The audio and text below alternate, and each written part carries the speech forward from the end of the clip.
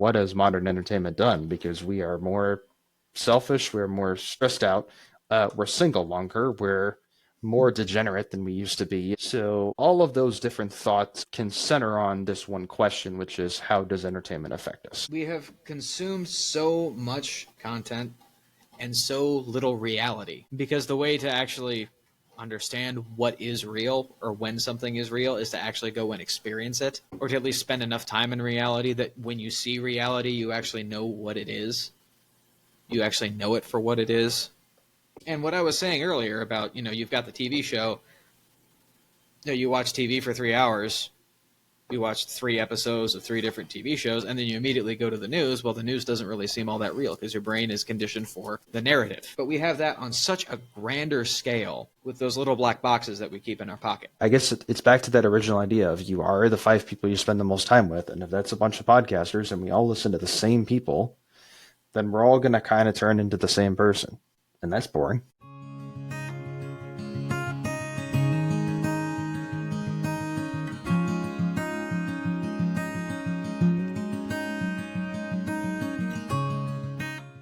What are we drinking tonight, Ethan?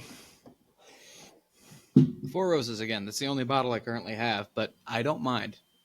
Can't complain. That is, I have a short list of things that, okay, you can only drink one more for the rest of your life. You're only ever allowed to have one bottle of something for the rest of your life. It becomes, there's a good argument for Four Roses, in my opinion. Also, on top of that, if it's the only thing that I'm allowed to purchase for the rest of my life, then, I can buy 3 Four Roses for the cost of 1 Woodford. So just about, or one or one fine Scotch. They get 3 of the Four Roses. So even if I get rich, I can spend the same money and just buy more. Which means I can just drink more. Same There's stuff, that. just more of it. There's that too, yeah. You're right, though. Woodford's gone up a lot. Or at least it seems like it's more expensive than I remember it being. It also has clout because it's the official drink of the Kentucky Derby. So true. I should buy some again. I bought standard Woodford before, haven't I? I don't know. I know I bought double oaked, and I know that Woodford's good. So it is good stuff. For my own, I have returned to the Knob Creek Rye. Yeah, for a long time, it did not have an age statement on the bottle. And eventually, I saw it on the shelf, and they had put an age statement, and it was a 7-year. I was like, okay. I assume they didn't just change the recipe all of a sudden. So if that was a 7-year that whole time, or close enough to it, but that's pretty cool. I'd hope they didn't just change the recipe and go, this is the 7-year now. Because that's been sitting in a barrel for the last 7 years. Well, they have I want to say they have a 10 or a 12 that I've been really tempted to purchase before, but I just can't quite pull the trigger on it. Or there's something else unique about the next level up of that Knob Creek Rye. But no, Knob Creek Rye is it is the first rye I ever tried. I just love it. So, although me and it haven't been great friends for a while of late, tonight when I was sipping it before this, is I like this again. This is good. That's kind of how I am with corn whiskey. Is that it's, I don't know what it is. Just your taste buds that day have to be willing to accept it. Yeah. Or you have to be away from it for a while and let absence make your heart grow fonder, and then you taste it and you're like, now I know why I remember this the first time. But then it might be one of those things where the more you drink it, the less you like it. Mm-hmm. It's best enjoyed in small doses. Some people. I don't know that I know anybody that I want to compare to a rye, but I do. Well, I won't mention anyone. Yeah, I do too. Everybody knows what some of those people. It's best enjoyed in small, infrequent doses. Mm-hmm. It's a way to cleverly insult somebody. You are like a fine whiskey. You're like rye whiskey. You're best enjoyed in small, infrequent doses. Sounds like something Trump should have said at one of his debates. He should have at some point. Yes. I'm aware that the Daily Wire has made a beautiful hardcover book of all of his famous, like the collected poems of Donald J. Trump. It's just all of his tweets. I need to buy that. The only book that they've published that has less effort put into it is Knowles' Reasons to Vote for Democrats. Yep. Because it's just blank. I still remember where I was when I first saw that book. What's funny was it was in a hunting cabin in North Dakota, and so I was really concerned about the book at first, and then opened it and realized Like, what it aha, was. the joke. Yep, it's just spare kindling, ladies and gentlemen. That's all it is. No, that's the one that's actually written as reason to vote for Democrats. Yeah. The blank one, you leave that on your coffee table. Mm-hmm. And then when people come over, you just watch. Yep. I should buy 5 copies of that and leave them in a bunch of random Starbucks in the area. Just see what I don't happens. know that the average Starbucks goer is intelligent enough to actually get the joke. I just see some random latte fueled hipster opening that up and going, "Oh, this book is broken. It's not working. Something there's a matter with it. It doesn't have any print. Maybe it was a mistake." And then putting it down, which to us is even funnier. The accent is spot on. That was beautiful. It terrifies some people when I do that, but I'm married to a woman and have 3 children, so Oh, I know how well you can do accents. I do not have that ability. So, unfortunately. I'm out of practice on most of them. Well, not that one. Yeah, not that one, and not probably at least one other one. So, the drunk one you're pretty darn good at. I guess sometime if we ever record something just for fun, I'll run through a couple of them. I'll get some practice first. Well, we wanted to talk more about film this evening, folks, uh, and entertainment in general. I'll say.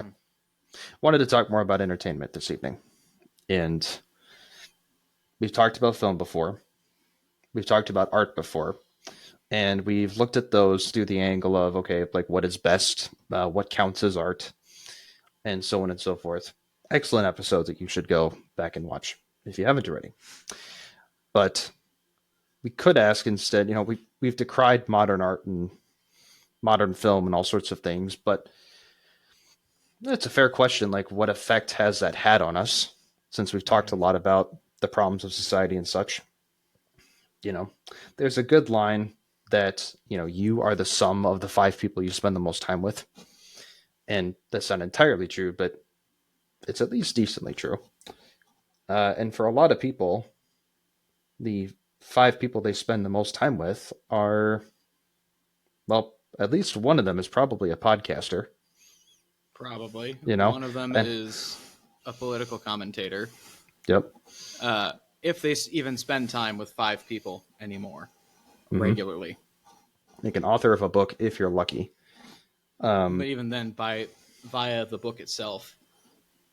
Yeah, so people are lonelier than ever, and I don't know. Entertainment is supposed to, in a sense, like show us who our best selves are, like give us a model to love up to, Something and uplifting. yeah. And if that's the purpose of entertainment, then what has modern entertainment done? Because we are more selfish. We're more stressed out. We're single longer. We're more degenerate than we used to be, and sometimes even in a way where we just kind of laugh at it, like, yeah, that's just the way people are. Yeah. So all of those different thoughts can kind of can center on this one question, which is how does entertainment affect us? How does it affect our minds and such? Yeah. So, and a lot of people have explored this.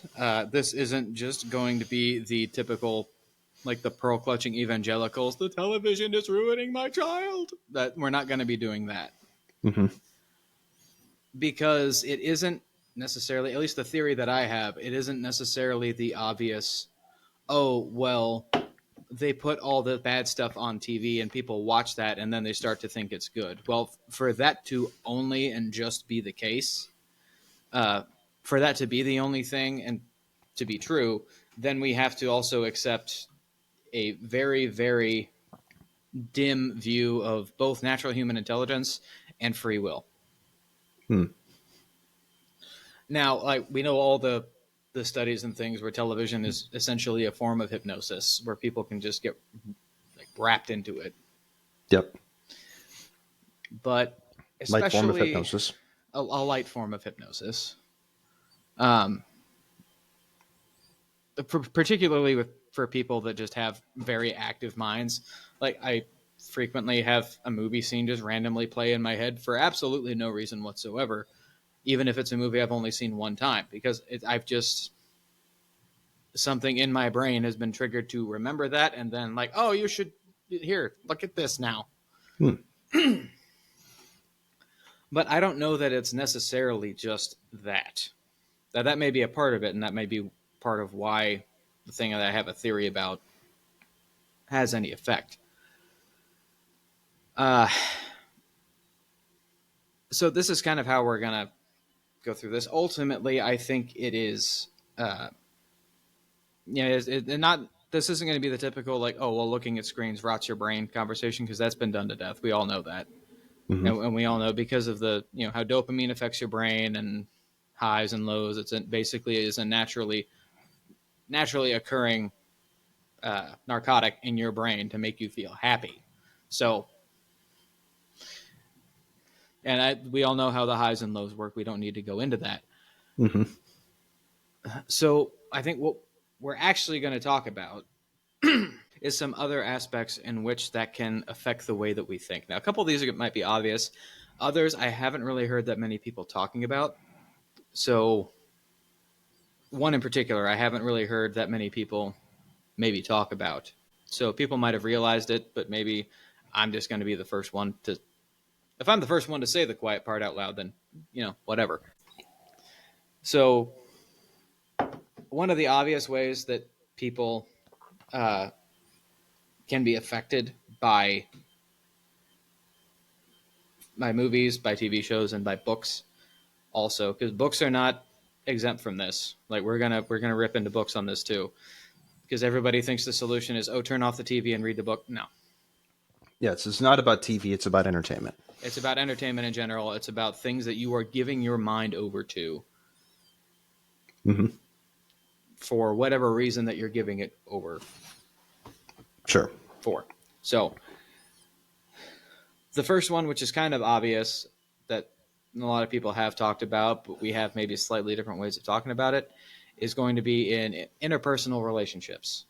Now, I've already, every Hallmark movie ever has already been debunked. We don't need to Mm-hmm. go through that and talk about that.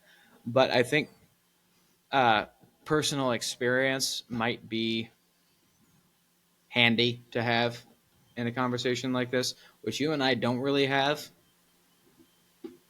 For one thing, we're not women, and Nope. uh, and as far as relationships are concerned, it does affect men, but when it comes to books and TV shows and movies, it seems to affect women on a much, much larger scale.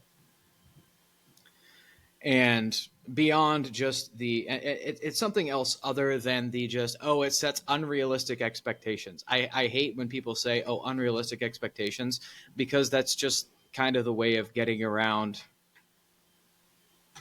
saying the actual thing, of explaining what unrealistic expectations actually means. Like you just say that and then you give up and then you just stop. Yeah, there's Oh, a way that in which sets it's right, and unrealistic there's a way. expectations, so therefore it's wrong. Because that is never countered with a realistic expectation. It's never countered with an actual solution. It's always encountered with, oh, you should just have no expectations whatsoever and just expect your life to be crap, But there's still a point there. But or expect the absolute opposite.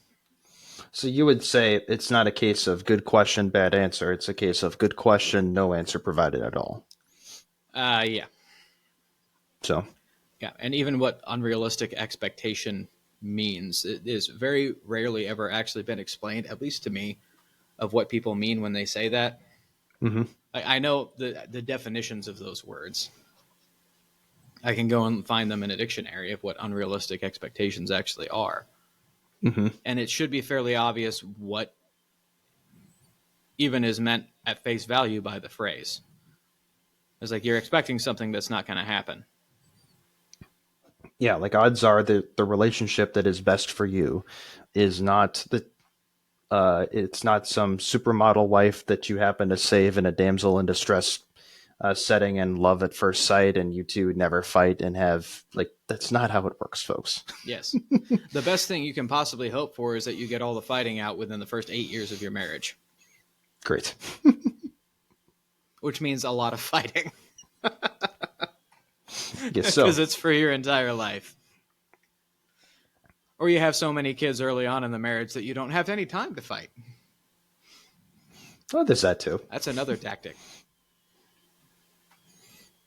There's that too. So I mean, yeah, that's an example. But in my head, when I say that, I can think of the answer that is lacking when enough people say, "Well, those are just unrealistic expectations." Like, yes, they are. How about I just settle for a normal, good, holy relationship? You know, it's Well, not then really they'll call settling. that an That's just aiming unrealistic up. expectation. Well, then They'll I'm say, going to oh, set out those to. don't exist. You're being unrealistic. Well, I can set them out to prove Clearly them they wrong. do, because I have my parents. I have other couples that I can look at and see that they have it. Mm-hmm. But then people start going down the list of statistics of, oh, why that's never going to happen to you. First of all, shut up. Second of all, Mm-hmm. most of those statistics don't cover people who are regular churchgoers. Yep. As we have fewer and fewer of those, we are becoming exceptions to the rule because the rule changed, and what had been the rule is now the exception. So we are what used to be the rule. So Yep. people who actually have their heads screwed on straight and have their minds right before starting a relationship. And there's more of us than you'd think. Yeah. If you live your life according to the good standards of the past, you are de facto uh, better than many, many, many, many other people around you. Exactly. So, or at least you're trying to be, because you're broken and whatever else. But by the way, ladies and gentlemen, Ethan was very humble in not mentioning himself and his lovely wife in that discussion of good holy couples, but they are absolutely. I mentioned myself, Never use but I'm yourself on an single, example. so You never use yourself on an example. Something I was taught a long time ago. not true. That's why I did it. Besides, why would I use myself when I have better, as an example, when I know better examples anyway? Again, that humility. But anyway, yeah. So So that's a bit of the guy's perspective on it. a little bit, yes. And it's not going to necessarily be this. It's not going to be picture perfect of what you read in that book and what you saw in that show. The woman just falling for you for no reason whatsoever, really. Mm-hmm. And I think most guys actually know that. And I have this idea. I think others do too. Women tend to be a lot more susceptible to it. And so at this point, I am again going to hand my microphone over to my wife. So that way she can tell it her way, which is better than the way that I'd be able to tell it. This has been a rant of hers almost since we've met, and she's the one that wrote the notes for this particular section. So I'm gonna hand Done. it over to her now. All right. Honey, come over here. Well, Yeah. yes, this has been a rant of mine. Lots of unrealistic expectations when it comes to the media and all that. Women are very emotional. And, well, how do I even start this? There's so much to say. But I'm trying not to, give a whole, rant about my life story here. I don't want to do that. We've talked about it for the last 5 years. There's Well- value to. I mean, there's value to going into that though. So Yeah. I give you permission to use yourself as an example. I probably am because, yeah. he was just saying I should use myself as an example, and I intend to, because I actually intend to write a book that's related to this, because I want ladies to understand that there's a difference between romanticizing about a relationship and actually living it. So whenever we ladies are watching like those romance movies like Star Wars, like with Harrison Ford and like everything and all that, we tend to look at some of the characters and say, I really want to be this character because she, in what we are seeing, is a very attractive woman, and that is what we are seeing that men are attracted to. So we tend to personify that attitude because we think that's going to attract that said person, who in turn believes that he is like the male version of that person, if that makes any sense. So like you Yeah. have Anakin and Padme, for instance, and which is Such a healthy couple. yeah, and I went through that illusion personally. So and you're just going through this phase where the guy that you're into is someone who really likes Anakin, likes Star Wars, and he likes all these things, and you can't help but see himself as that person, and then in turn you kind of want to become the person that character is attracted to. So you're setting yourself up for unrealistic expectations about someone that is clearly not you. It is a fictional character created by, I can't think of the specific person who created that. I don't want to say the wrong thing. But, and then you can just basically impose those qualities onto yourself and live in the illusion that, oh, we're living the exact same story. And it occurred to me today that it's really almost a vain thing that we women do, where we're also obsessed with having the perfect story about how mommy and daddy met. And I mean, there's nothing wrong with having a good story about how mommy and daddy met. That's a great thing to have. But when you're obsessed with it being like this romantic, like big, long story that you read about to your kids, which I think in the back of my mind, I think is what I went through, is I wanted it to be a good story, but also I wanted it to be that story because I didn't think anything else would be. I think everything else would just be boring. And yet, the way I met my husband was the most ironic and definitely did not expect at Yeah. all. And it ended up being a great love story in the end anyway, which is my one of my relations praises the fact that we have the best love story of all time. And I was like, oh, you're very nice. Yeah, and not all of the guys out there are like the guys in the Hallmark movies. They're really not. Most of them are not. And I've learned this also with my husband and how men are just very simple. They don't like. They really are not paying attention as much as you think they are. And there are some that do, obviously, but it's just again very big unrealistic point of view and seeing men that way.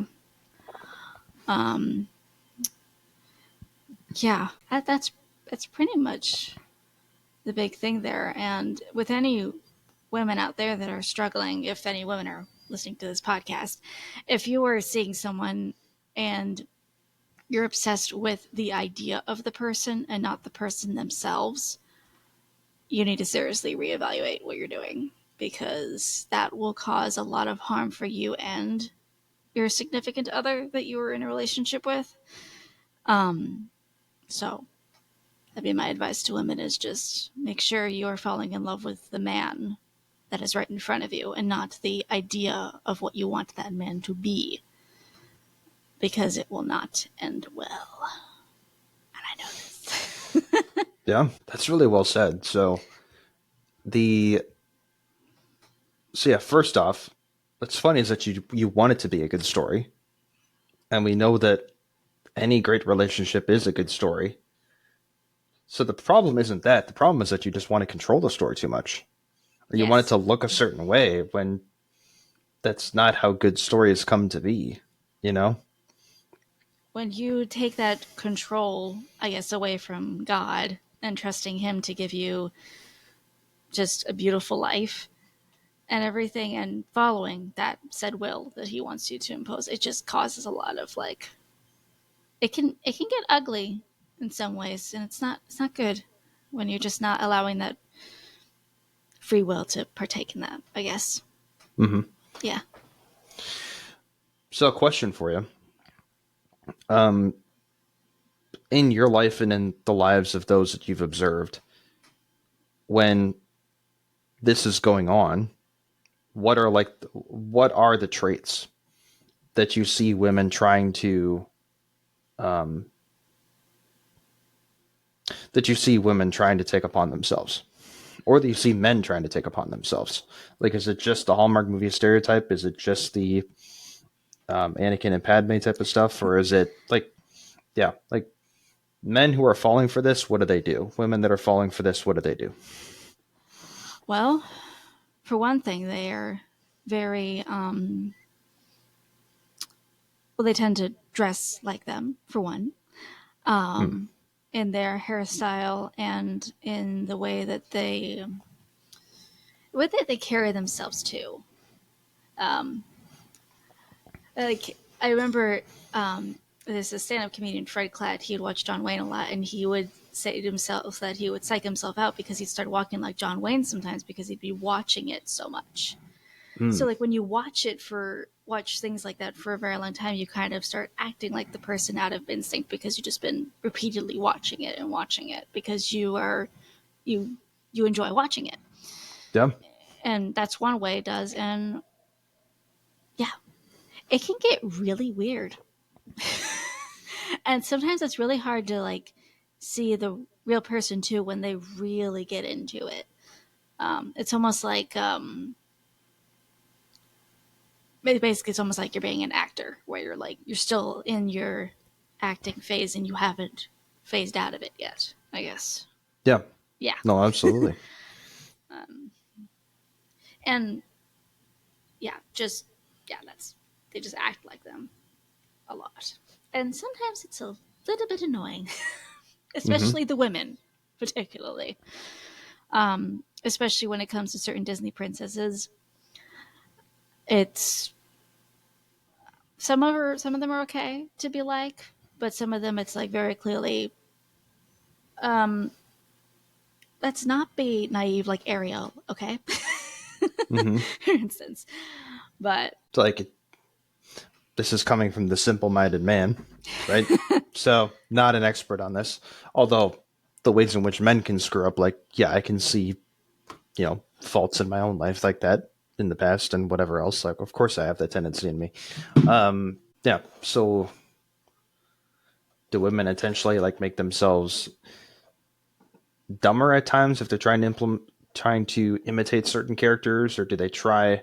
Like, I imagine one of the ways in which this plays out is that they're going to try and be the strong feminine character type. yes, they can do that definitely. And they try to be at a level of intellect that they are not or below their intellect, which just honestly, I mean, I guess I'd ask you, would that make you very unattracted to a woman if she made herself dumber to make you look smarter, I guess, or something like that, if that's a way to put it directly? I mean, like, I like honesty, you know. Yeah. So, just kind of, here's an example of this that everybody's definitely seen. Um, Women, by and large, seemingly like to wear makeup. At least I know I'm not alone in saying that I'm a guy who, like, I'm not saying like you should never wear makeup anything, but you should not feel the need to just pretty yourself up, and how dare I appear in public or to my husband if I'm not, if this isn't done right, because in a way, it's lying. And Yes. I don't mean that it actually is lying, because again, it's fine to a point, but hopefully people know where I'm going with that. Like it's not you, and I'm fine with you as you are, and I don't need this getting in the way of it. Oh yeah. No, no, I agree. And also for the girls watching, no makeup, ladies and gentlemen. I I I don't do makeup. I did when my husband and I were dating, but all I would do was add highlights to the beauty. I would only do like a smoky eye or something like that, Hmm. just to hide my baggy eyes on occasion. Because sometimes I'm like all women, we're vain and we're self conscious about how we look. We're always worried about that, and it took a long time for no, actually, it didn't take that long for me to stop wearing makeup, really. But I also, it's just, it's so much work, Yeah. and I'm so pale. It does not like there's not a skin tone like foundation other that actually hides my skin. The only one that I've ever found was the one I actually wore on my wedding day, which was the last time I actually wore makeup full on like that. That was the last time I ever did. So, and I understand like people covering up like acne and stuff like that. Like that's yeah, if you want to do that, that's fine. But there's a Hmm. certain beauty that I think women just need to bring back because hiding your eyes by so much dark makeup and then being like this bland, it's a different, you see someone different when you look at that. And I remember seeing some of my friends Yeah. when they take off their makeup, I'm like, whoa, who are you? Like, I mean, don't go drag queen. Just don't go that far with makeup because that's just, no. No, Yeah. I'll offend somebody by saying this, but just don't go Sean Hannity. That guy is pasty when he appears on Fox. Yeah, yeah, yeah. And men don't need it either, unless they have like blemishes or if they like. But then again, just be confident in your own skin. Yeah, because God gave you the body that He gave you, and the skin is supposed to be the way it is. Unless Hmm. it needs some help, which it could be your diet, but that's another story. Yeah. So in other words, in relationships, like we're all searching to try and figure out who we're supposed to be, in a sense. But don't look to some TV image. And don't look to some character to figure out who that is. Like you're not supposed to have um like a role model is not somebody you're supposed to try and be. You know, you can imitate attributes of the person. That's what a good role model is. But you're fundamentally you, and nothing should ever change about that. You know, you're constantly called to greater and higher things, but those greater and higher things probably don't include, you know, how that person dressed or how that person acted or how that person uh, womanized this woman or attracted this man. Like, that's not how this is supposed to work, Yeah, you know? yeah, And if you're in pursuit of the better story, you're going to get a better story by doing that. And you're going to get a worse story by not doing that. yeah. You have to. I guess in a way, you have to discover for yourself who you actually are, which I know, like I'm preaching to the choir. Everyone's still trying to figure that out sometimes. But Yep. one thing that it didn't really hit me until I was married that I was meant to be a mother, and this whole time before that, I was like looking at Maureen O'Hara and McClintock, like with my husband's favorite movie, and all these other people I grew up with, like Padme and who else? All these other people that were like big inspirations of mine. Padme is not one of them, just to be clear. It's not Padme anymore. But definitely McClintock, Maureen O'Hara, and her character there. But it just hit me that I wasn't meant to be anything like any of those women. I was meant to be a mother. And it defines you when you discover like that vocation and what you are meant to do with your life.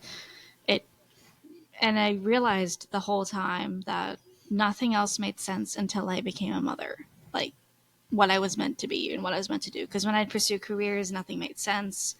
It just didn't feel like what I was meant to do. Mm-hmm. But yeah, so yeah. There you go. That's the task, folks. As far as relationships are concerned, we'll cover other things with how entertainment affects people.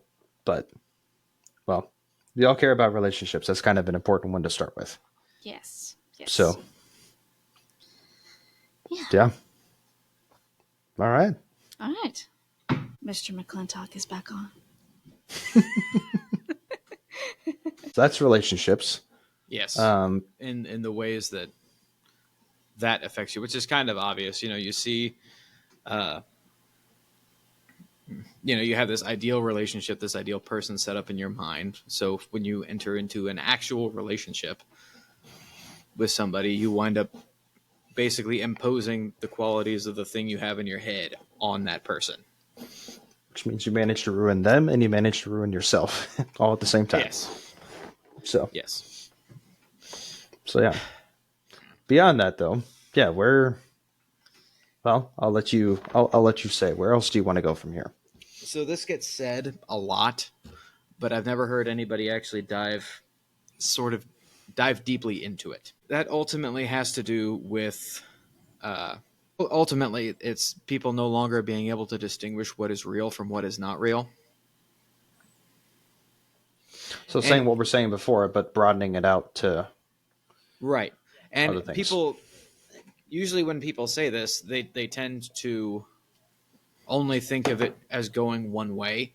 They only think of, oh, people think their imagination is what's real. They can't distinguish fiction from reality. It goes the other way too. Is that people are starting to not treat what is actually real as though it is real and in front of them. Mm-hmm. And as actual events, they're not treating as actual events that have happened. So reality is becoming more like fiction.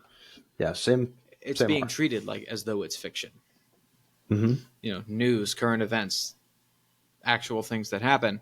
It's being treated as though it's a story that is playing out in front of you. And I think a lot of that has to do with just how many stories people just consume on a regular basis. And that has so much to do with, for one thing, badly written stories. I mean, they might be grammatically correct, but they're just bad. So when you say that, do you mean like news articles, YouTube videos, TikToks, the whole lot? So I'm going to go back to fiction for a second. Okay. You and I are of a generation, and the generation prior to us, some millennials. We are of a generation that was brought up basically on Harry Potter and the like. That kind of thing. Not saying this was the intention of J.K. Rowling. She was just trying to write a book to survive because she was in poverty and she wanted to write a book so she could try to pay her bills. So this is clearly not her actual intention with this. But I think just the kind of story that it is, and certain aspects of stories, particularly young adult fiction, has basically, I think it's one of the primary causes of most of the mental problems of our generation. The depression, the anxiety, the gender nonsense, the spike in homosexuality, and the I can identify as whatever I want to identify as.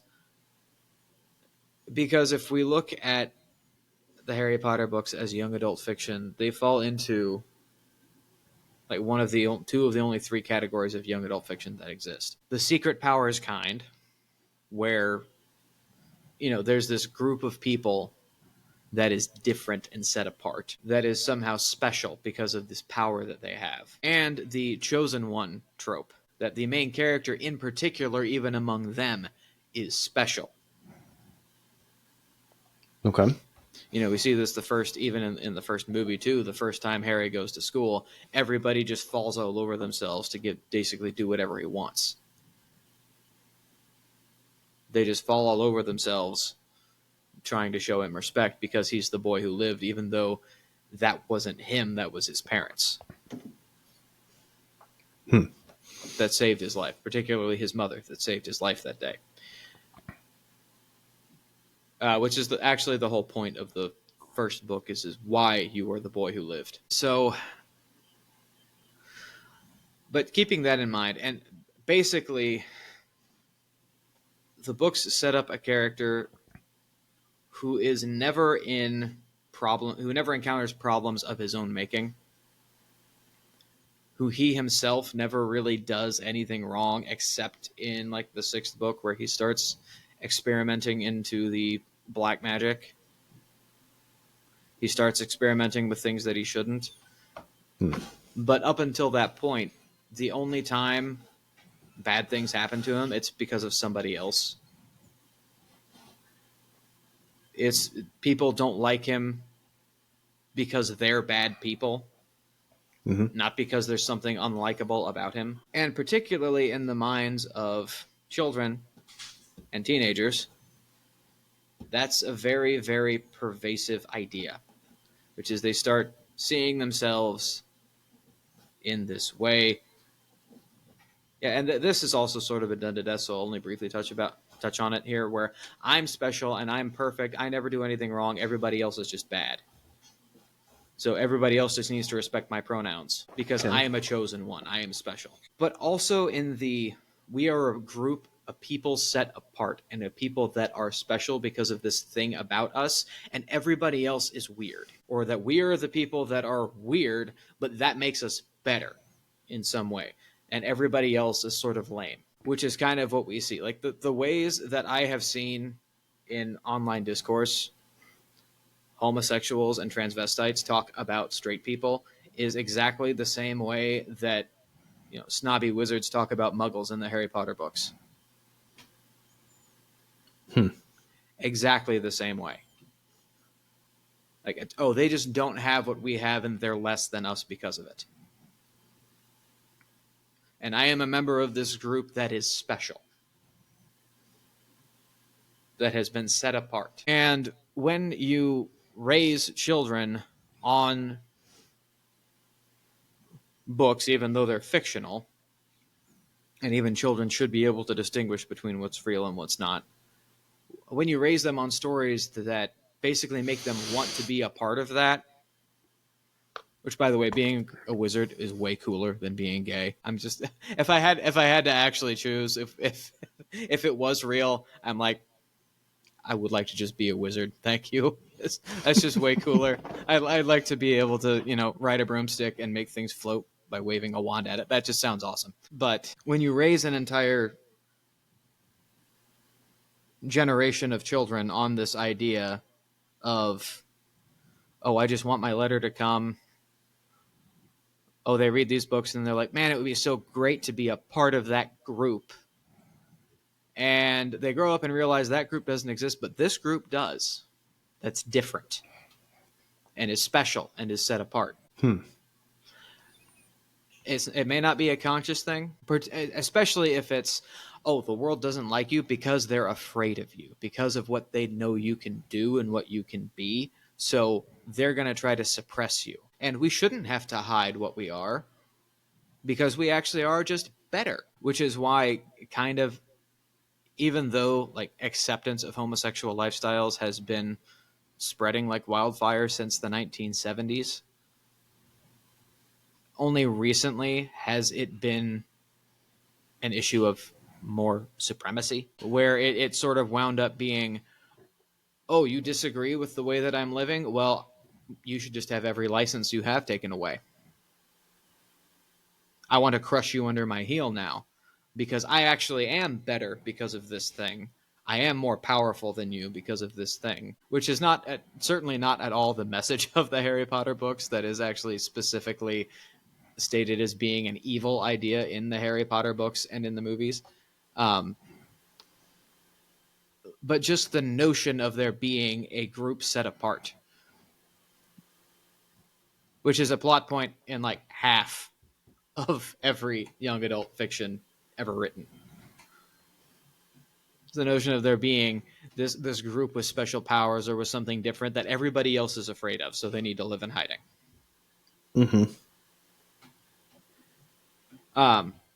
And that, I think, is the most pervasive and most dangerous thing potentially about the Harry Potter books and young adult fiction in general. It isn't just the magic. That's like an on the surface thing, but is also not really that big of an issue to deal with.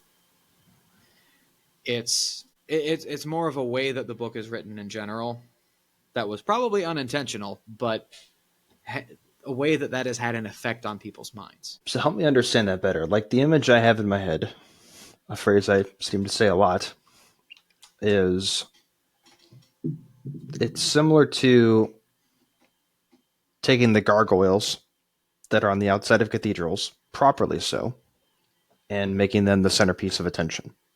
Like that's what you want to be. Yeah. Like the gargoyles being there is fine. Yeah. Because they're in their proper place. They are on the periphery, which isn't to say that like they're on all the of outside because they can't come in. Yeah, that's not to say that all these special groups are okay or stuff. I mean, many aren't. But if life deals you a set of cards, and that set of cards is, well, I kind of just am edgy, but in a good way. Like I am I may not be an outcast, but I'm not like other people. Or I'm I have not a like natural myself. tendency to like things that the general culture may not really think is all that great. Or I might be, called uncool or lame or whatever. Yeah. Like think of the tomboy type of girl back in the day, for example. Like it's fine to be that, in part because it's objectively fine to be that. So you have that factor that matters a lot, but like we don't want to normalize that and make all girls tomboys. Yeah, no. That does me saying that doesn't mean that the tomboy is a bad thing. It's just like no, everybody be the best version of yourself, and if that happens to be a tomboy for you, then fine. It's just not going to be that way for most people, you know. Also, most tomboys don't actually stay that way. Fair if they enough. actually grow up, many grow up into fine, mature, lovely young ladies. Okay. And But then they actually wind up being excellent mothers to boys. Fair enough. But what I'm getting is like taking that thing that is supposed to be an edge case and making that the main thing. Right. Mixed we're with like, now modern this messaging. has to be equal to everything else. Yeah, mixed with modern messaging about just the gays and the transgenders and everything else. Yeah. Yeah, that would be a recipe for disaster. And I'm definitely not going to be the first person to say your cousin is gay because he read Harry Potter. Like that's more going on, but even after what I've just said, that's still a stretch. Yeah.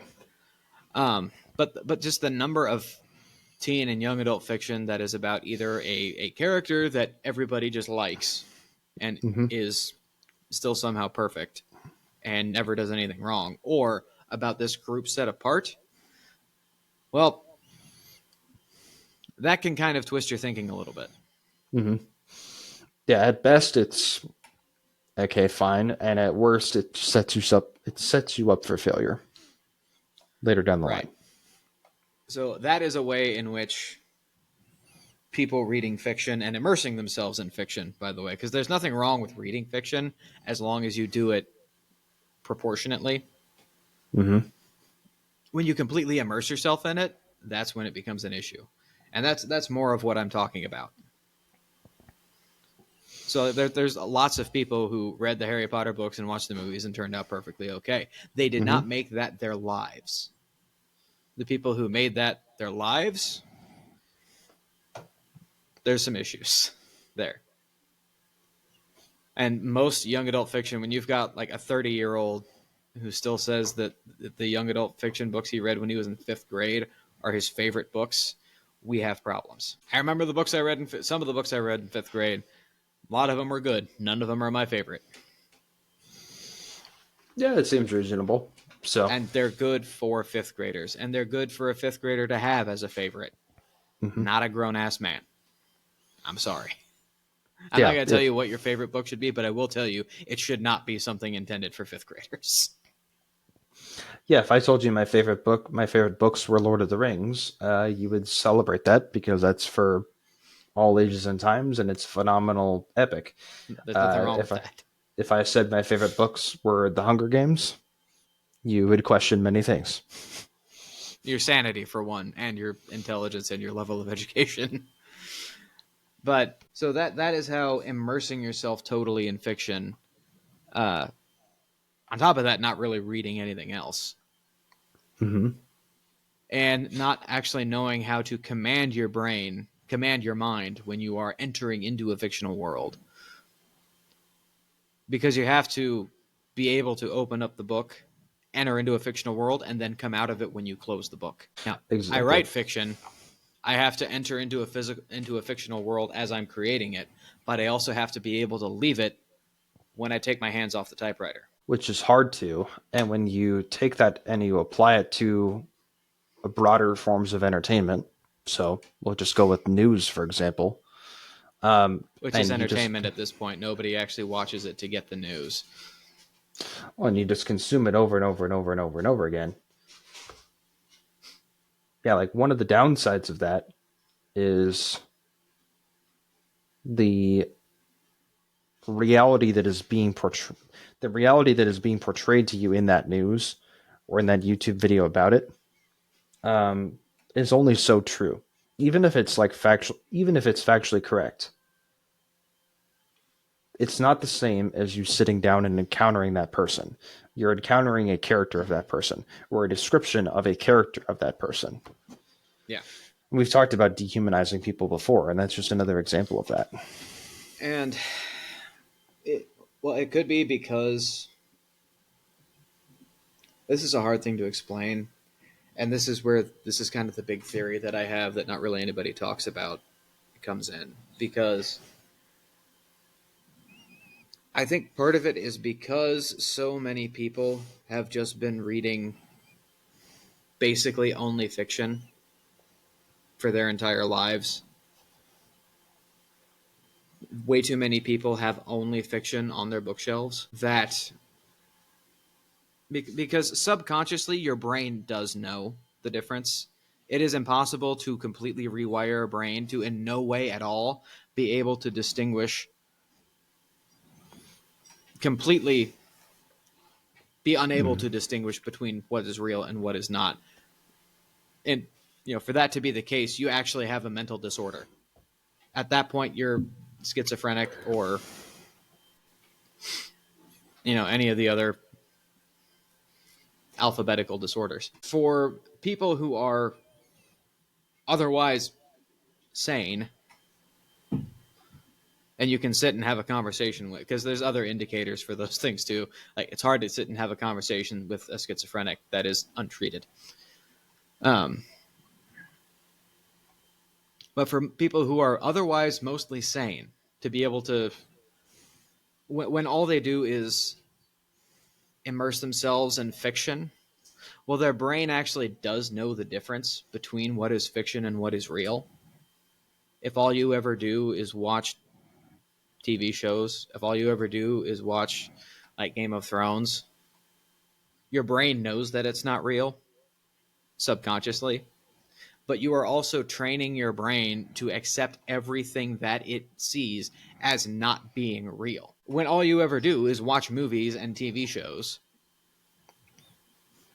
when you spent 3 hours watching a TV show and then the news comes on, your brain is in the mode to accept fiction and acknowledge fiction. In that 45 seconds of an ad break between the TV show and the news, it's hard for you to rewire your brain to actually accept the fact that the news is supposed to be giving to you, even though most news these days isn't even fact. So let me put it this way. Okay. One of the examples that I have for this is what happened after Charlie Kirk was assassinated. And I have two ways of showing this. First, a lot of people were actually celebrating the fact that he was dead and calling for more violence and Mm-hmm. mocking people who were grieving. They were mocking his widow, mocking his children. Granted, a lot of these people live horribly disordered lives. A lot of them probably actually are bad people, but it cannot be that many that actually are. And I'd be willing to say that in a large number of cases of those people that were just actively celebrating when Charlie Kirk died, it's because their brains have been so conditioned just to receive fiction and just to consume fiction and fairy stories. Things like Game of Thrones that your brain knows isn't real, and you actively celebrate when Tywin Lannister dies because he's evil. You actively celebrate when Ramsay Bolton gets eaten by his own hounds because he's evil. But when your brain is sort of conditioned to understand, oh, this isn't real, that's not actually a real person, Mm-hmm. and then apply that thinking to somebody who is real, on top of that, everybody around you and everybody in your media space telling you that Charlie Kirk is evil, that Charlie Kirk is basically Tywin Lannister, then yes, you celebrate when he dies because you are not seeing that. You are not seeing it unfold as an actual event of the tangible things around you that exist in the world. You're just seeing it as the story, as this fiction that is unfolding before your eyes because your brain is now trained to think that everything that comes out of your phone is fiction. Other evidence that I have to this, it was devastating when we heard that Charlie Kirk had been shot. Particularly because if I was to make a list of conservative voices and, by order of who is the most likely to get shot, one being most likely to get shot, Charlie Kirk would definitely not have been in the top 5 of that list. Yeah, that's understandable. He might have been in the top 10, but definitely not in the top 5, and certainly not in the top 3. Absolutely not the number 1.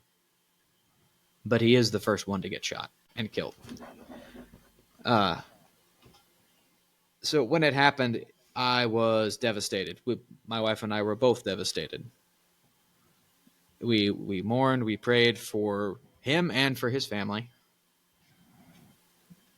But then, after all the media coverage and everything, and after they caught Tyler Robinson, and after all that happened, then my YouTube feed starts being filled with Charlie Kirk videos of him sitting and talking. And then I remember in the back of my head, there's just this little tingling of, well, is he actually dead? Did that actually happen? Because when you go back and watch recordings of people who are dead,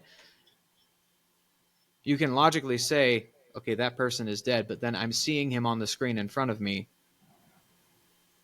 I don't know. It's a weird disconnect. Hard to actually viscerally connect that that person is dead. It's buried in the ground, has had soul separated from body, could not be more dead. I'd be curious to hear the opinions of the people in the comments about this because that's interesting that that's your experience. It's not mine. Well, and our I would brains aren't think exactly the same. no. I consume a lot more fiction than you do. Yeah. So I would think that most people would be able to, look at those videos and say, like, yeah, he's dead. Like, this is just some of the stuff he did when he was alive, and that's as far as you think about it. Well, and it never got to me to the point where I just started forming conspiracy theories in my head of like, oh, he's actually still alive and didn't actually die. Of course. It never actually got to that point, but there always was just sort of a sense or a feeling like that. I don't know. Maybe I'm different, but I also sort of, I watch an old movie or an old TV show and then I go, John Wayne is dead, but he's on screen. Yeah, it's funny. I think we have different views of this that ultimately come to the same conclusion. It's hard. Like, I hear what you're saying. It's hard for me to understand how one can. Maybe this is just me. Maybe you're just you. I don't know. So that the comments can judge a little bit. Although most commenters are terrible people anyway. So If they're not bots. So I'll take that with a grain of salt. You're But either a bot or a terrible person. um, yeah, like I don't think I have that problem distinguishing between the fiction and the reality side. I Like wouldn't if say I that you do. yeah, if I've been consuming fiction and such, then like fine. But when I pivot over to, you know, economics or business or like whatever other thing I'm watching on YouTube that is decidedly nonfiction, it's nonfiction, you know? And I don't, and if when I pivot to the news, it's the Well, news. And if the only fictional part is maybe, okay, maybe I'm going to take the source with a grain of salt or something. So, you're also listing a specific example of going from things that are very interesting to the most boring thing ever devised by man, which is business and economics, and then going over to the news. fair enough. So, Fair on enough. top of that, fiction stories being designed to hold your attention and designed to be interesting, Mm-hmm. and news media, even on, it doesn't matter what side it is, it doesn't matter who it is, news media on both sides is trained and has learned how to present things, how to present news in an interesting way that appeals to the viewer. Well, yeah, and this I is, would say it's probably the same kind of dopamine hit that you get from, say, reading a great novel, or more specifically, so you probably get the same dopamine hit from reading a great novel that you get reading a story in the newspaper, a particularly well written story in the newspaper. The maybe. same kind of dopamine hit that you get uh, like watching a good TV show that you get seeing a well written news story, on Channel 5, whatever channel your news Well, is on.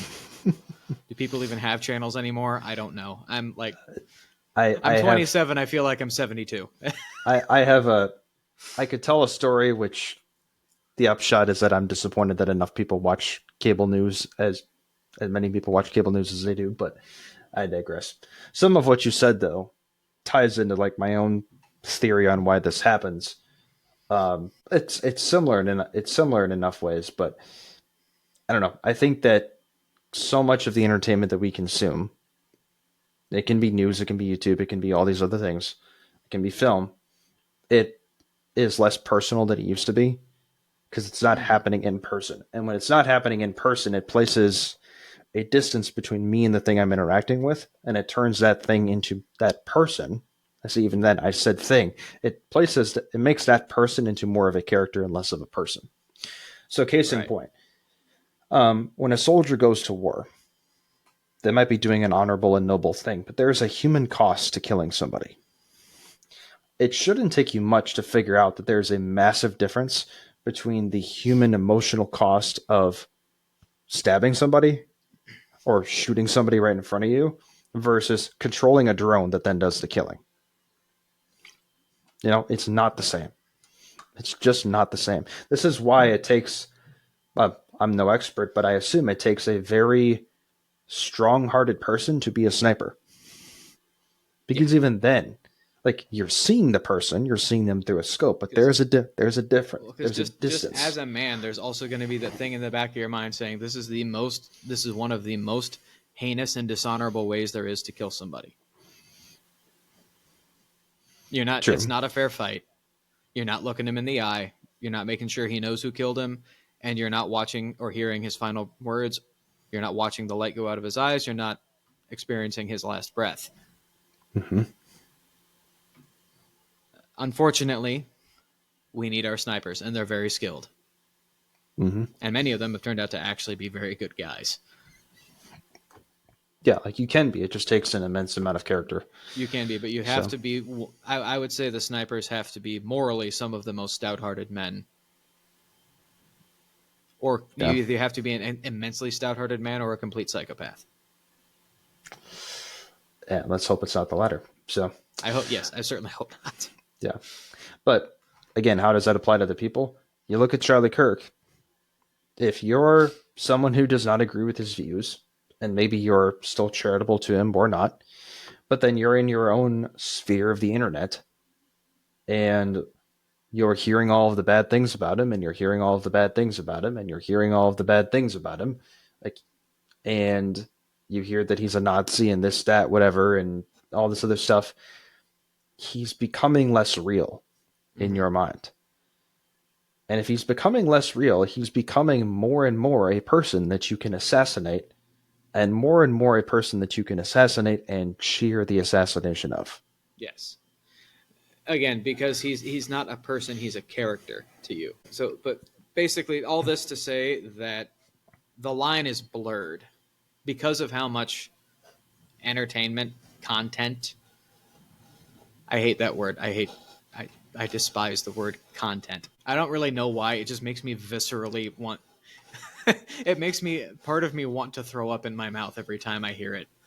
Right. I don't really know why, but So you should know, viewers, and this is not content. This is an elegant production. this is a conversation. That we consume so much content for that's purely for our entertainment, which is all that the United States has been good at in the last 70 years. The only thing it's produced for the rest of the world is entertainment and death. But bread and circuses, they will give him death, and he will give them death, and they will love him for it. Anyway, we have consumed so much content and so little reality, because the way to actually understand what is real or when something is real is to actually go and experience it, or to at least spend enough time in reality that when you see reality, you actually know what it is. You actually know it for what it is. And what I was saying earlier about, you've got the TV show, you watch TV for 3 hours, you watch 3 episodes of 3 different TV shows, and then you immediately go to the news. Well, the news doesn't really seem all that real because your brain is conditioned for fiction. Your brain is conditioned for the story. Mm-hmm. The narrative, which I think has a lot to do for why people are so susceptible to just media narratives in general, because it just sounds like a good story to them, particularly if it can make them the main character. But we have that on such a grander scale with those little black boxes that we keep in our pocket. Yeah. Like, we are Tolkienists. Tolkien hated. I don't think he even cared much for typewriters. Like, he despised mechanic machines and modern technology and just the horrid black smoke. I feel like if we were to go back and tell him about smartphones, he may just drop dead right there from rage. Particularly when you get to the part about the YouTube Shorts feed or TikTok or Instagram Reels or whatever it's called, because you're just like you just do this constantly. You're just scrolling one thing after another. Your brain is bouncing back and forth from this to that to this to that to something that was real to something that wasn't real. So you may go. I feel like the majority of people, most of that is movie scenes. You go from like your favorite movie scenes fed to you one after another by an algorithm, and then to a news story. You don't even have that 45-second ad break that you had on the regular television.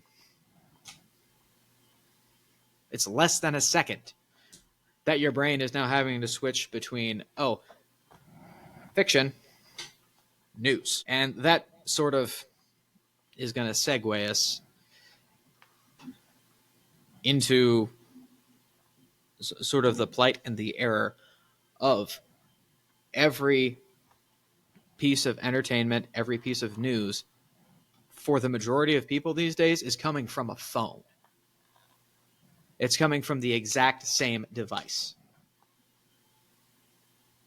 Your entertainment and your news comes from the same device. That did not used to be the case.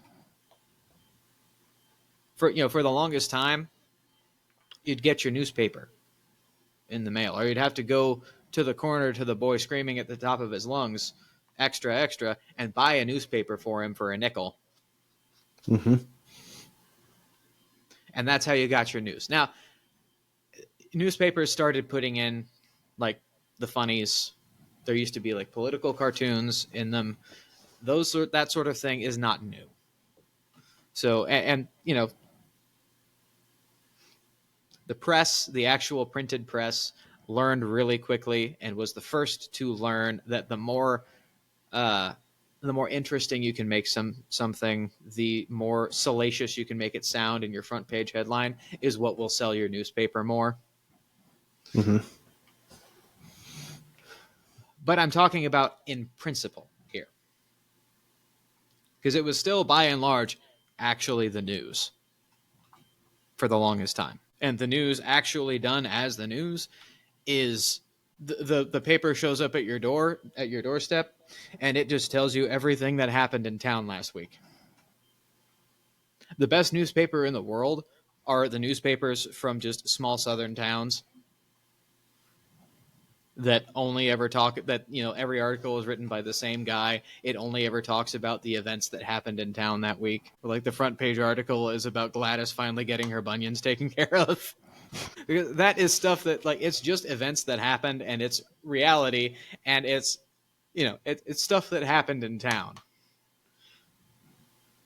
And you can see Joe Bob in the grocery store and say, hey, you hear Gladys got her bunions taken care of? Oh, I'm glad she got those things taken care of. She was finally able to save up the money to get them taken care of. I'm sure her feet feel so much better now getting those bunions taken care of. You're still experiencing reality. Yeah. So we used to get news from the newspaper.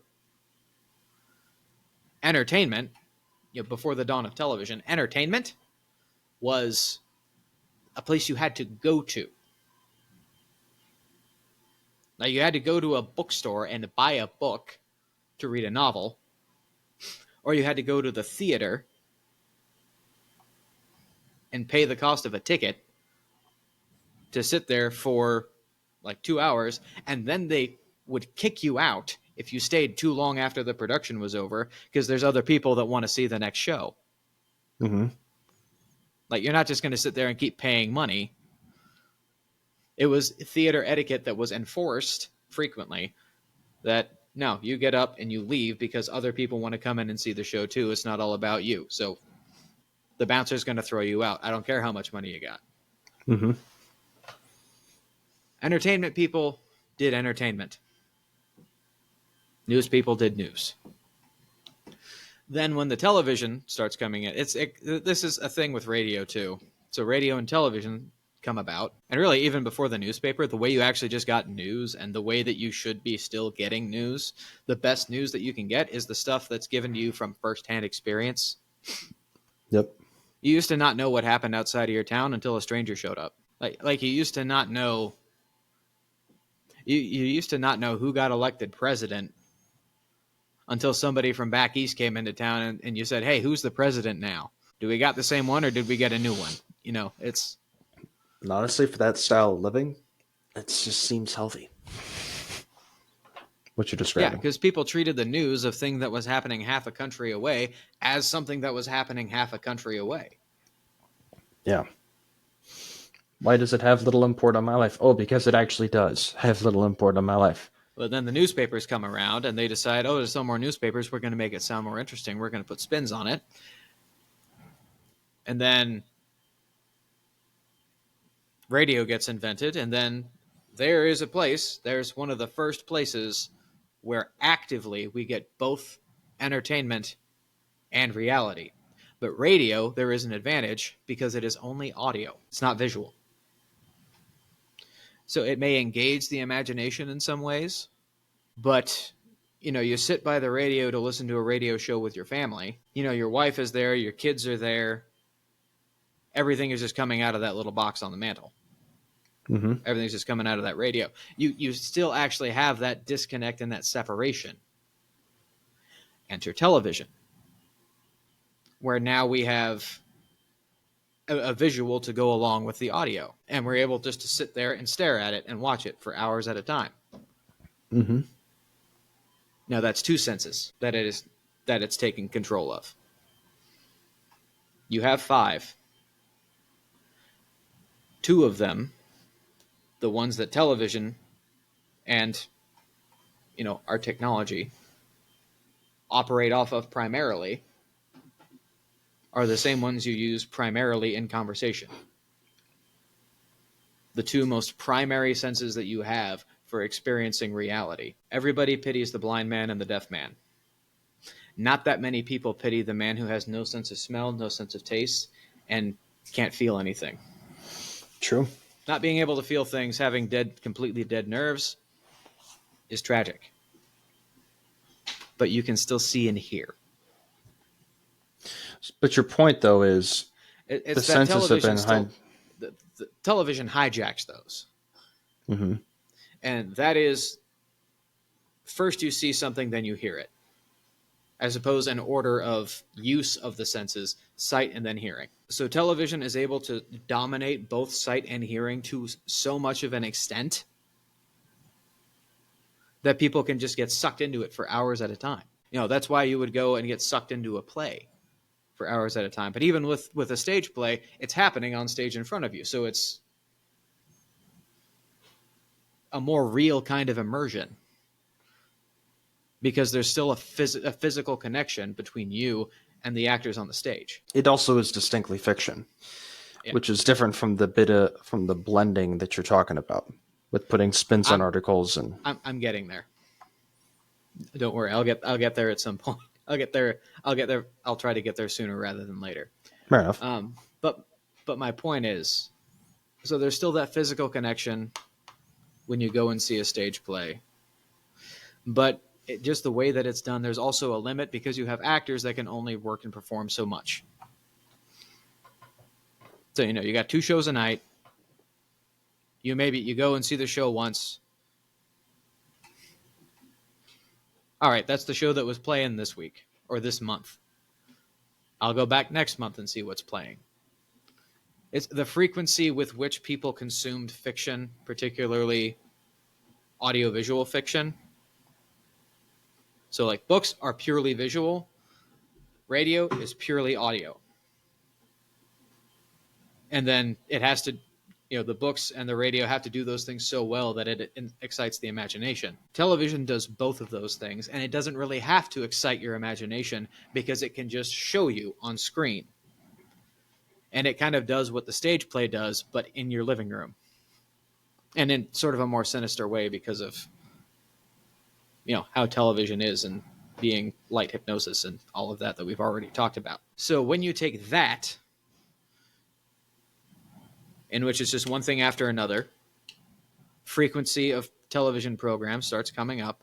They start just pushing more and more of these things out, more and more kinds of entertainment, faster, faster, faster. When you take the issue that radio had of being the source of both entertainment and fact and news, and then you add in the use of your other primary sense for participation in reality, it becomes way more pervasive. But even at the beginning of television, it was still black and white. Well, unless you're colorblind, you don't see things in black and white. So even with the visuals, there can still be a disconnect of things that are and are not real. Then color television comes in. Then we go from film to digital, and then the quality just keeps getting better and better and better and better and better, to the point where now what's on television looks better than what you can actually see with your eyes. Somehow. I hate 4K. Anyway, then we take that and we put it on a little black box that we keep in our pocket that is now the sole source of every form of, almost the sole source of every form of entertainment and every form of news media that we consume, and it all gets thrown into our brains at one time. Which has what effect? The one that we're talking about as one of them, that it blurs the line. You don't know what's real and what's not anymore. And if you're watching this going, well, yeah, I don't know what's real and what's not.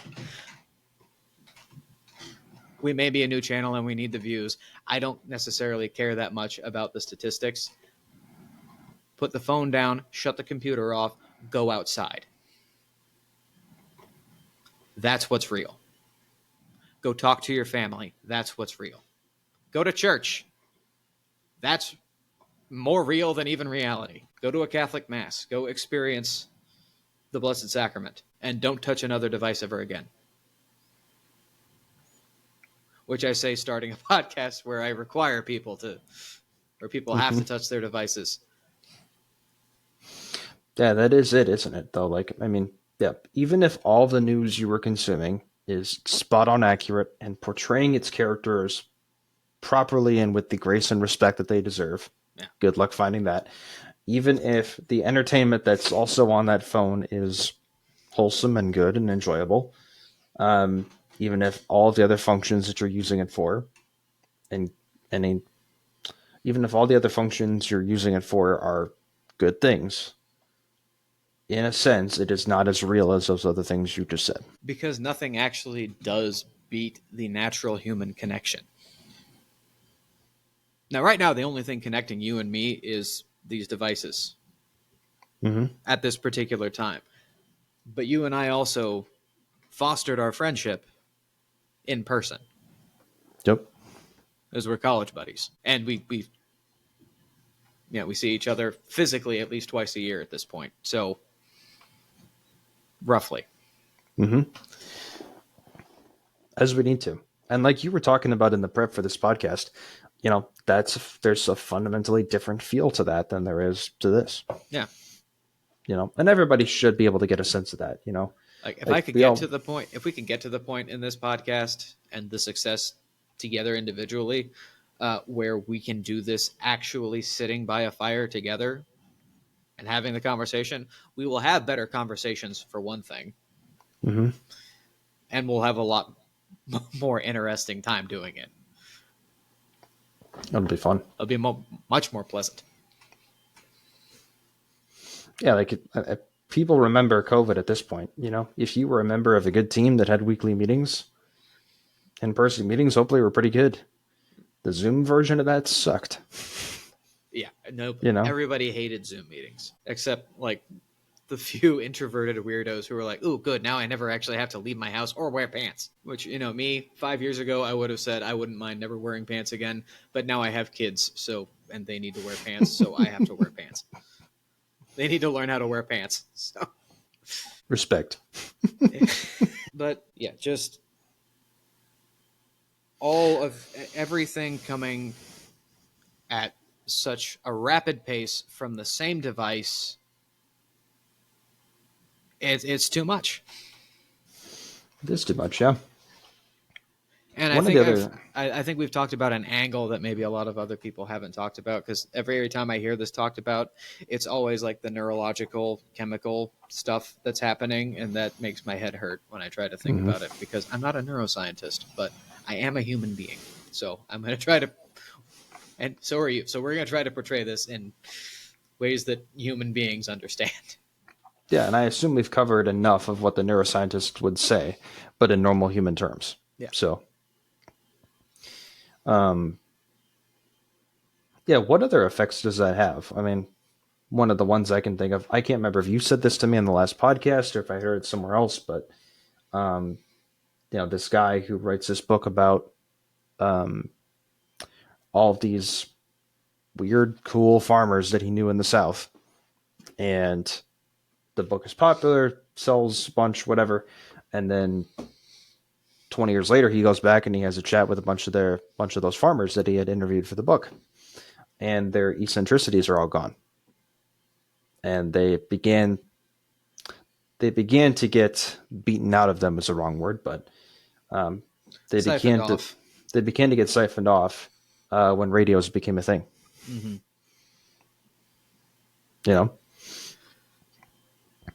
Like it's back. I guess it's back to that original idea of you are the 5 people you spend the most time with, and if that's a bunch of podcasters and we all listen to the same people, then we're all going to kind of turn into the same person, and that's boring. Yeah. Which is why at this point, like, if you are the same people that the 5 people that you spend the most amount of time with, then I guess that I am my wife, my 3 children, and you. You're doomed then. At some point, it won't be 5 people because I hope to have more than 4 children. So. Yep, then I'll be out. So. Until then, you're stuck with me. Yeah, they say 5 people, I think, as a rule, but it is a man is defined more by the company he keeps, and that's effectively what that means. And this sort of has to do with people's like harmless quirks, eccentricities are going away. Accents are disappearing. Mm-hmm. Like in this country, everyone kind of sounds the same. Everybody listens to the same American media, watches the same American movies. So everybody is starting to sound the same because we've been basically inundated with the accents of whoever is on TV or whoever's in the movies or whoever's in the news media for so long that it affects our own accents, and to the point where there will only ever be one accent, and that's not a good thing. At least in the United States, there will only ever be one American accent. Now, there is a American accent that the most of the rest of the world understands as an American accent. Mm-hmm. But it's more the subtle differences between them. And those should be there.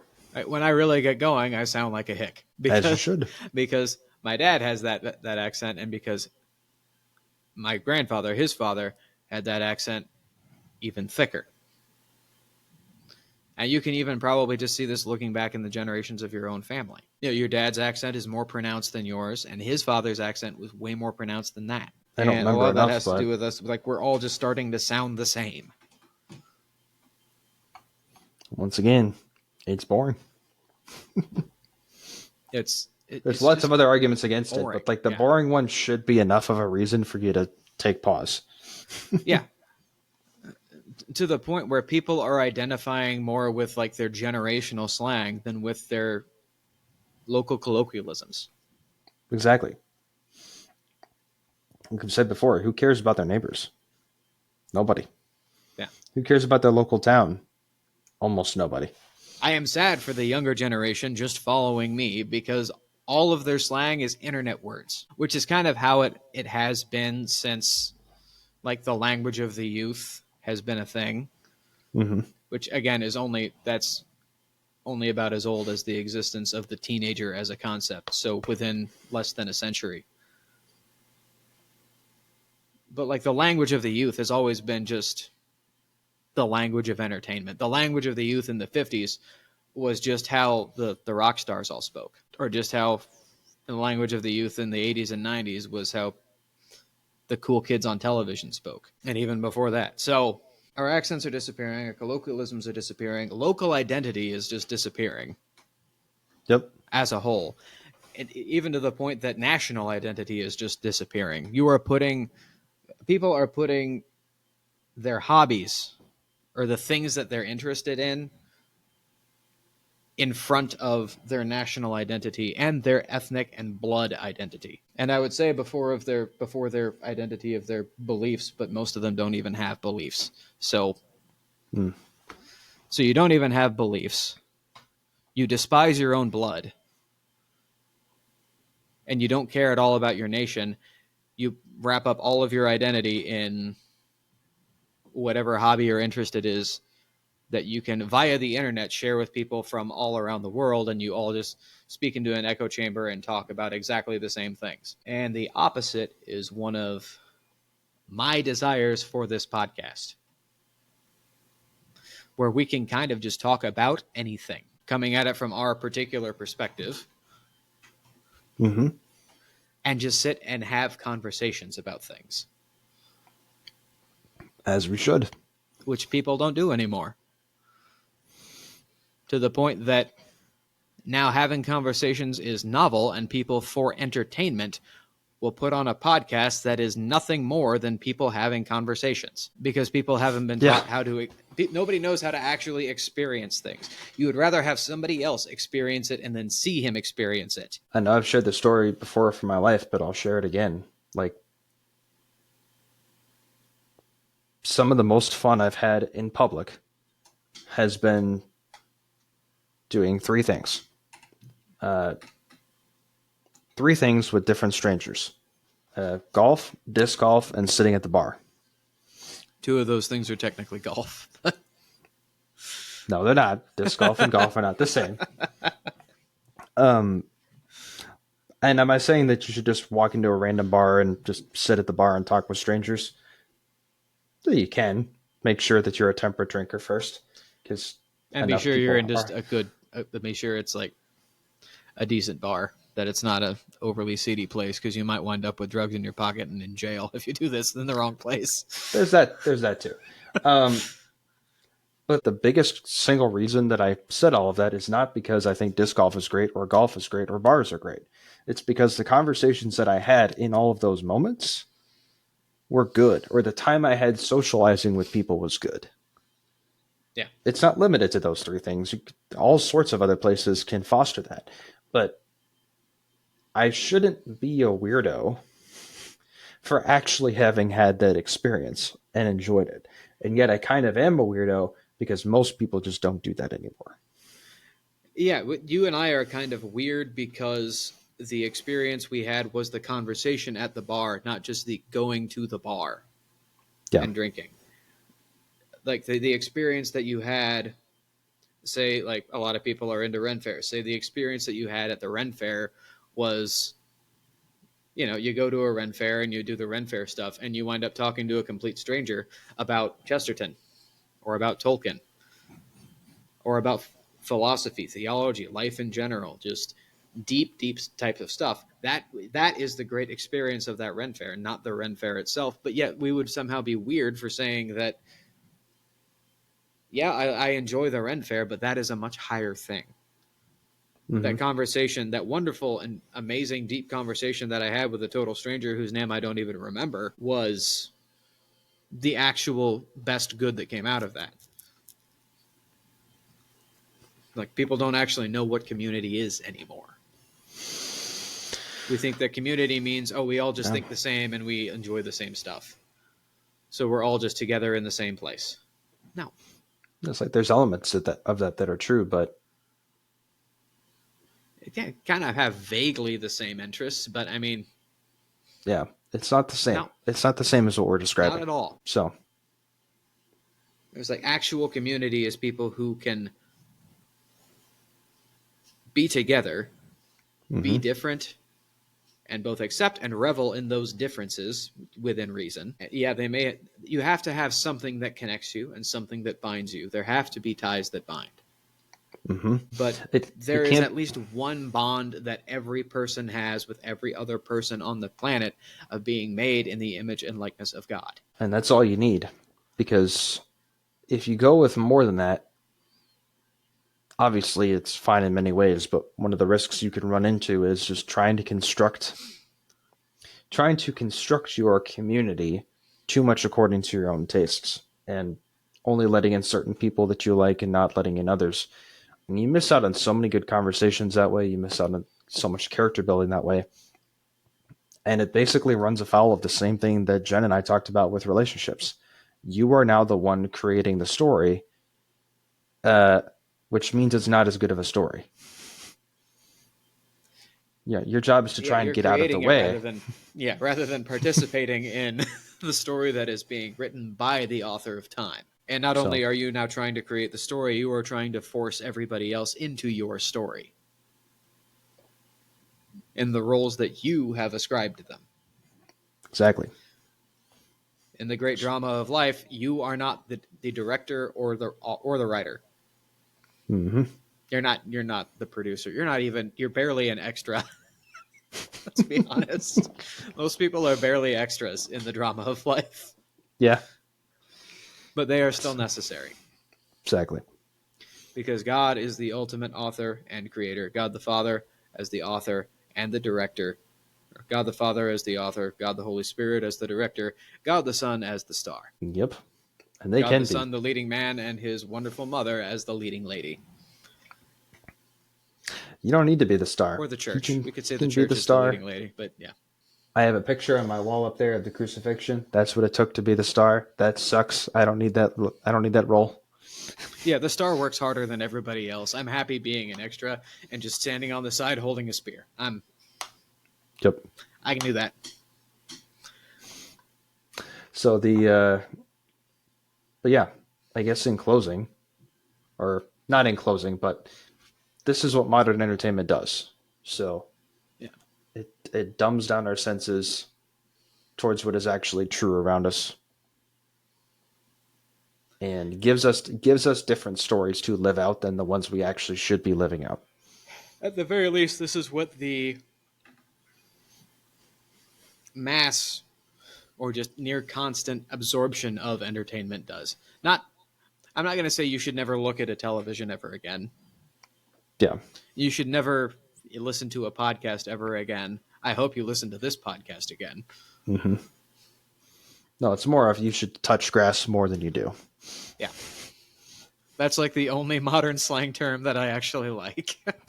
So people to go and touch grass because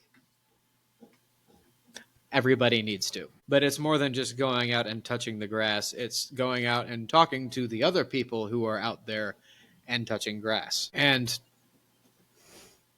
you are more than one single quirk or more than one single interest. No matter what group that you go to, what sort of group that you try to participate in, the only way for people to feel complete and total acceptance in a group, like unbounded acceptance, is for everybody just to be exactly the same. And nothing can be more boring than that. So if you're going to some event, like if I were to go to a Ren Fair, I can tell you I am vastly different from 90% of the people that go to Ren Fairs in almost every conceivable way. But I also really want to go to a Ren Fair and actually show some people what historical garb looks like. Well, we got to work on that. I'm a cranky old man. But get me a kilt and the right shirt and a good belt, and I'm there. And proper shoes. But yeah. Yeah, we'll plan it out. So, but yeah, touching grass. Touch grass. Talk to people who are also touching grass. Mm-hmm. In fact, they should be touching the same grass that you're touching. So don't just go out and stand in your lawn and talk to somebody on the phone. Go out and talk to a neighbor. Yeah. Like we said, it's got to be real. It can't be the fake side of the internet. And speaking of which, when you're engaging with content online, yeah, try and properly place it as what it is. What do I mean by that? It's news. Some of it's going to be true, some of it's not. It's this video. That in and of itself is kind of a work of fiction. Maybe there's something real about it. Maybe there's something that's not. Just try and make that not turn into reality for you. Mm-hmm. Part of which is just touch your grass. And part of which is, you know what, if you're going to comment, comment as if you were face to face with the person. Yeah. Don't put anything in a comment section that you wouldn't say to somebody to their face, mm-hmm. Or don't reply to a comment with anything that you wouldn't say to, I don't know, your mom. Yep. Yeah. Or your best friend. Yeah. Don't reply to a comment with something that you wouldn't say to your best friend. Mm-hmm. I'll go with that. Yeah. Even if someone's profile online is kind of a character and not them, there's a real person behind it. So treat them like a real person, and hold yourself to a proper standard of how to treat a real person. In short, all of this is just treat fiction as fiction and reality as reality. Yeah. Treat things for what they are. And if modern technology makes that harder on you, well, too bad. That's your allotted life. That's now your challenge to overcome in a proper and prudent fashion. And lastly, perhaps, and feel free to add more. Feel good being quirky. Yeah. Yeah, feel good not completely and totally fitting in to any other to a specific group. Because like all of the groups that I have ever seen that say, oh yeah, we'll take everybody, every kind of person, and we'll embrace your quirk or whatever your quirk is, everything that makes you special, we'll embrace that. They all look the same, they all sound the same, they all talk the same, they all do the same stuff. Like that's the complete opposite of what you're talking about. You're all just weird. And most of the time not in a good way. So be okay with being unique Yep. because you were made that way. And with spending time in a community of people that are also unique in ways different than you. Because it's okay if like the one common interest brings you together. Yeah. By the way, I'm not going to say that you should never go again to another Warhammer night. You should never go again to another D&D session or another like community D&D session, or that you should never again go to a Ren fair or definitely not going to say that. Just don't make for the some Ren fair your people, life. Don't make that thing your life. Don't make it the thing that defines you, and don't make it the thing that makes your relationships with people. That may have gotten you in the same room with those people, but what makes your relationship with them is actually learning about each other, actually getting to know each other. I like that. What got you in the room with a person, what gets two men in a room is not what connects them. It's the conversation they have afterwards and the knowledge of each other that they gain through that conversation. Well said. I like that. Not just we're both here because we like playing chess. It was the conversation we had over the chess game. Mm-hmm. Not we're both here because we both like draft beer. It was the conversation we had over that beer. In other words, the real adventure was the friends we made along the way. Like so many cliches, though, it's a cliche It's for true. a reason. Exactly. Because it is true. I can almost guarantee you that somebody has, one of the 8 or 9 people that has watched the whole episode has already typed that into a comment before we said it. Too bad. You can't actually say first comment. I am the first commenter. I am the essence of the first comment. So, yeah, and we ought to just bring quirks back. And not make it things that we have to tiptoe around. Mm-hmm. Of just something that makes you you. Everyone's a little odd. Yeah, I'm a chaotic lawful neutral. How about that in D&D terms? And so one of the best reasons for doing something is why not? And one of the worst reasons for doing something is boring. And more people hopefully will that just makes you technically adapt true neutral, but true neutral. How about this? True neutral who likes to spend time not as a true neutral. Okay. You like to pretend to be other things. I'm just everything at once. St. Paul says all things to all people. Which is why you should be well-rounded and why you can't just lock down your entire identity on one interest or one thing. Fair enough. And understand and be happy when somebody else is talking about their interests to you, that even if you don't care about it at all. True. Yeah. Because the excitement that person is getting from talking about that to you actually will make it interesting to you. In other words, just practice charity and treat people with the respect, at least the minimum respect that they are owed as being made in the image and likeness of God. That's a great challenge to leave folks with this week, myself included. So, yeah. All right, folks. Have a good one. Touch grass.